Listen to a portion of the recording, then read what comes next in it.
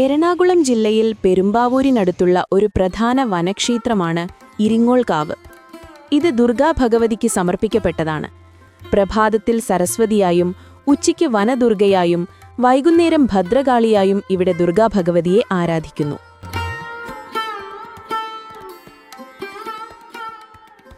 കേരളത്തിലെ 108 ദുർഗാക്ഷേത്രങ്ങളിൽ ഒന്നായ ഇത് പരശുരാമൻ നിർമ്മിച്ചതെന്നാണ് ഐതിഹ്യം. ജഗദീശ്വരിയും ആദിപരാശക്തിയുമായ ദുർഗാഭഗവതിയാണ് പ്രതിഷ്ഠ. ചൊവ്വ, വെള്ളി, പൗർണമി, അമാവാസി, നവമി, അഷ്ടമി, നവരാത്രി, വിദ്യാരംഭം, തൃക്കാർത്തിക, മാസത്തിലെ 1-ാം തീയതി തുടങ്ങിയവയാണ് ദർശനത്തിന് പ്രധാനം.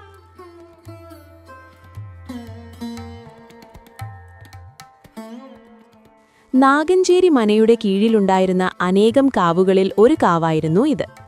ഒരു വ്യക്തിക്ക് 15 ഏക്കറിൽ കൂടുതൽ കൈവശം വയ്ക്കാൻ പാടില്ല എന്ന ഭൂപരിഷ്കരണ നിയമം 1963-ൽ സർക്കാർ കൊണ്ടുവന്നപ്പോൾ മനയുടെ കാരണവനായ വാസുദേവൻ നമ്പൂതിരി 1980-ൽ പെരുമ്പാവൂർ മുനിസിപ്പാലിറ്റിക്ക് കൈമാറിയതാണ് ഇരിങ്ങോൾ കാവ്.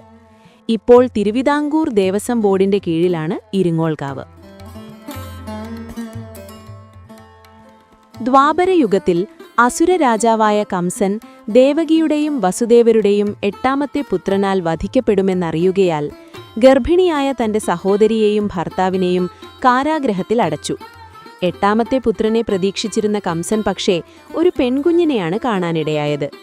ദേവകിയും വസുദേവരും തങ്ങൾക്കുണ്ടായ ആൺകുട്ടിയെ ഗോകുലത്തിലെ നന്ദഗോപനും യശോദയ്ക്കുമുണ്ടായ പെൺകുട്ടിയുമായി കൈമാറിയിരുന്നു. എന്നിട്ടും കംസൻ ആ കുഞ്ഞിനെ കൊല്ലാൻ ശ്രമിച്ചപ്പോൾ ആ കുഞ്ഞ് കംസന്റെ കയ്യിൽ നിന്ന് തെന്നിമാറി ആകാശത്തിലേക്ക് ഉയർന്നു. ഒരു നക്ഷത്രം പോലെ തിളങ്ങി. സാക്ഷാൽ ദുർഗയായ ആ ഭഗവതി കംസന് ശ്രീകൃഷ്ണന്റെ ജനനത്തെപ്പറ്റി മുന്നറിയിപ്പ് നൽകി അപ്രത്യക്ഷയായി. ആ വെളിച്ചം ആദ്യം വീണ സ്ഥലത്ത് ഭഗവതി വസിക്കുവാൻ വന്നു എന്ന വിശ്വാസത്തിനാൽ ഇരുന്നോൾ എന്ന പേര് ലഭിച്ചു. ഇരുന്നോൾ എന്ന പേര് കാലക്രമേണ ഇരിങ്ങോൾ എന്നായി മാറി. ഇവിടത്തെ ഭഗവതിയുടെ പ്രതിഷ്ഠ സ്വയംഭൂ ആണെന്ന് കരുതപ്പെടുന്നു. നെയ് പായസവും ശർക്കര പായസവും ഗോതമ്പുകൊണ്ട് തയ്യാറാക്കിയ പ്രത്യേകതരം പായസമായ ചതുസ്തഹനം എന്നിവയാണ് പ്രധാന വഴിപാടുകൾ. വിവാഹം, കെട്ടുനിറ, രാമായണ വായന എന്നിവ ക്ഷേത്രത്തിൽ നടത്താറില്ല. സുഗന്ധപുഷ്പങ്ങളോ അവ ചൂടിയിരിക്കുന്ന സ്ത്രീകളെയോ ക്ഷേത്രത്തിൽ പ്രവേശിക്കാൻ അനുവദിക്കാറില്ല എന്നത് മറ്റൊരിടത്തുമില്ലാത്ത ആചാരമാണ്. കാവിനു ചുറ്റുമുള്ള മരങ്ങളിൽ ദൈവാംശമുള്ളതായി വിശ്വസിക്കപ്പെടുന്നതിനാൽ ഇവിടെയുള്ള മരങ്ങൾ ഒരു കാരണവശാലും മുറിക്കാറില്ല. താഴെ വീണുകിടക്കുന്ന മരത്തടി പോലും മറ്റൊരാവശ്യത്തിനായി ഉപയോഗിക്കാറില്ല. ഇവിടെ ഉപദേവതമാരില്ല. ഗണപതിയുടെ പ്രതിഷ്ഠയില്ലാത്തതുകൊണ്ട് എല്ലാ ക്ഷേത്രങ്ങളിലും ഉണ്ടാകാറുള്ള ഗണപതി പൂജ പോലും ഇവിടെയില്ല.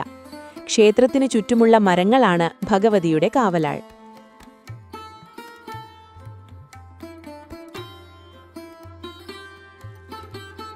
വൃശ്ചിക മാസത്തിലെ കാർത്തിക പ്രാധാന്യമുള്ള ദിവസമാണ്. ആ ദിവസം ഇവിടെയെത്തി പരാശക്തിയെ ദർശിക്കുന്നവർക്ക് ദീർഘായുസ്സും ആഗ്രഹപൂർത്തിയും, അവിവാഹിതരായവർക്ക് മംഗല്യ സൗഖ്യവും ഐശ്വര്യവും നൽകി ഭഗവതി അനുഗ്രഹിക്കും എന്നാണ് വിശ്വാസം. ഭഗവതിക്ക് ഗന്ധമിഷ്ടമല്ല. അതുകൊണ്ട് ഗന്ധമുള്ള പുഷ്പമോ പൂജവസ്തുക്കളോ ഉപയോഗിക്കാറില്ല. ചെത്തി, തുളസി, താമര എന്നീ പുഷ്പങ്ങളല്ലാതെ മറ്റൊരു പൂവും പൂജയ്ക്കെടുക്കില്ല. സാമ്പ്രാണിത്തിരി പോലും ഇവിടെ കത്തിക്കില്ല. 1-2 കർപ്പൂരം മാത്രം ദീപാരാധന സമയത്ത് ഉപയോഗിക്കും. അഭിഷേകത്തിന് ജലമല്ലാതെ മറ്റൊന്നും പാടില്ല എന്നാണ് ആചാരം.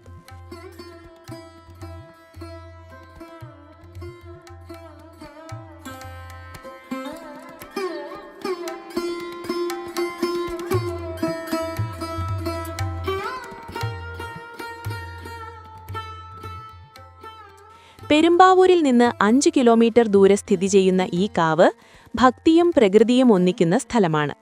50 ഏക്കറിലധികം വിസ്തൃതിയുള്ള വനത്തിൽ വലിയ മരങ്ങളും ഔഷധസസ്യങ്ങളും പക്ഷികളും ജീവിക്കുന്നു. 49 ഇനം തമ്പകം, തേക്ക്, ആഞ്ഞിലി പോലുള്ള വലിയ മരങ്ങളും തിപ്പലി, കാട്ടുകുരുമുളക് പോലുള്ള ഔഷധസസ്യങ്ങളും വിവിധതരം പക്ഷികളും ജന്തുക്കളും ഇവിടെയുണ്ട്.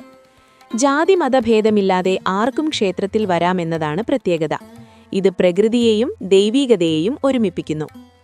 പ്രകൃതിയും ഭക്തിയും ഒത്തുചേരുന്ന ഈ കാവിലേക്ക് വനത്തിലൂടെയുള്ള യാത്രയും ക്ഷേത്രത്തിന്റെ ശാന്തമായ അന്തരീക്ഷവും സന്ദർശകർക്ക് മറക്കാനാവാത്ത അനുഭവം നൽകും.